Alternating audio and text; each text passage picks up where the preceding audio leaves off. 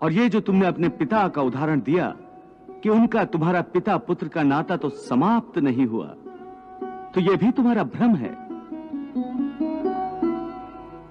अज्ञान है। केवल तुम्हारे मन में अभी तक वो रिश्ता जीवित है, क्योंकि तुम अभी तक उसी जन्म में हो। परंतु तुम्हारे पिताश्री इस समय जिस योनि में भी होंगे, उनके लिए वो रिश्ता समाप्त हो चुका है। पिता की बात छोड़ो, अपनी बात करो।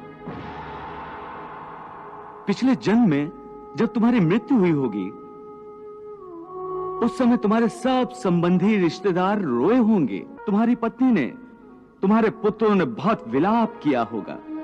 परंतु आज इस जन्म में तुम्हें याद भी नहीं कि किस किस ने तुम्हारी मृत्यु पर विलाप किया था। आज तुम्हारे लिए उनका या उनके रोने धोने का कोई मोल नहीं। इसलिए समझा रहा हूं कि ना किसी के मरने का शोक करो, ना किसी के साथ नाता टूटने का दुख मानो। वैसे भी मेरी माया इतनी प्रबल है अर्जुन, कि जिन्हें तू समझता है कि तेरी मृत्यु के बाद शोक करेंगे, सारा जीवन रोते रहेंगे, वो भी असत्य है।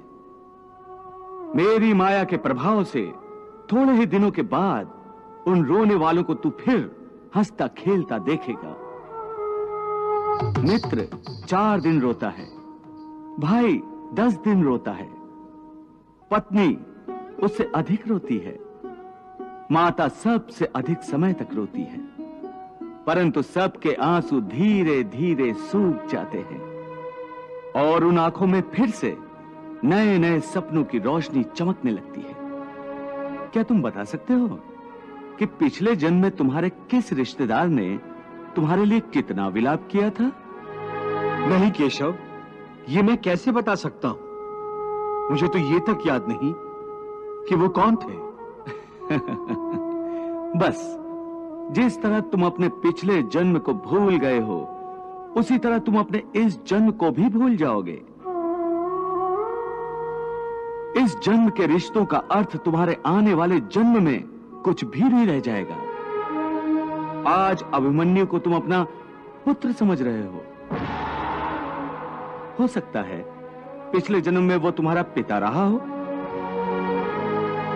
या आने वाले जन्म में तुम्हारा महाशत्रु बन जाए। आज तुम जिनको अपना रिश्तेदार समझ रहे हो, जिन्हें आदरणीय समझ रहे हो, और इसी कारण उनकी हत्या करने से संकोच कर रहे हो सकता है उन्हीं में से किसी ने तुम्हारे किसी पिछले जन्म में तुम्हारी हत्या की हो, या तुम अगले जन्म में उनकी हत्या कर दो। हे अर्जुन, ये रिश्ते शरीर के जन्म के साथ पैदा